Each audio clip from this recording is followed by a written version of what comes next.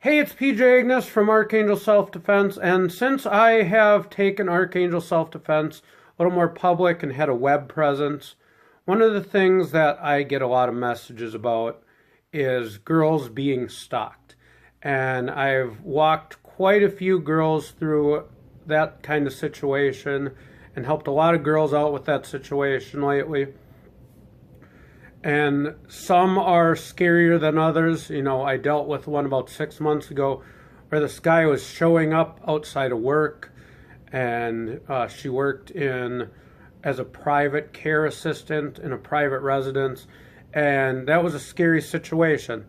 And then there are some that, like I dealt with this past weekend, where it was just an internet thing. And it was just more of an annoyance than anything really, really scary.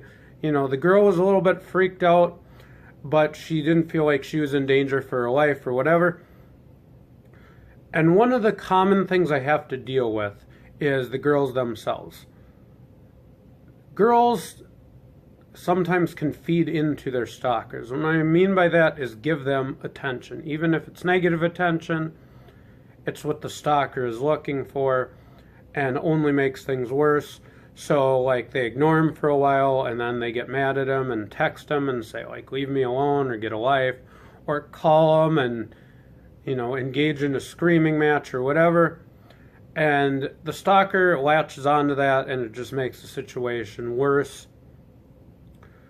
So these girls have to be told a lot of times, okay, this is feeding into it, stop feeding into it.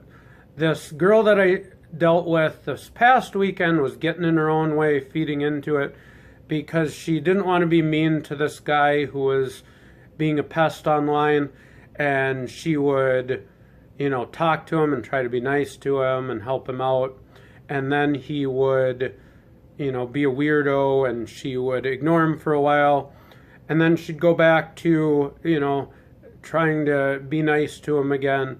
And what she didn't realize was she wasn't being compassionate or helpful. You can't be a psychiatrist to someone when you already have this weird, inappropriate relationship with them anyway.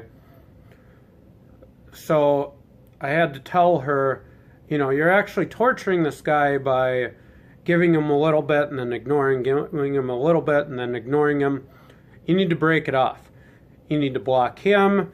She needed to maybe cut out a few mutual acquaintances who weren't helping the situation. But she needed to stop feeding into the stalker. And eventually she did. And if you're in that situation, that's one of the first things you need to do, is make sure you're not feeding into it. Of course, it's not your fault. Of course, I don't blame you. You are absolutely the victim of this. But no should mean no, and you should tell that person one time very clearly to leave you alone. And then if it needs to become, something where the cops tell them or whatever, but you don't need to feed into it.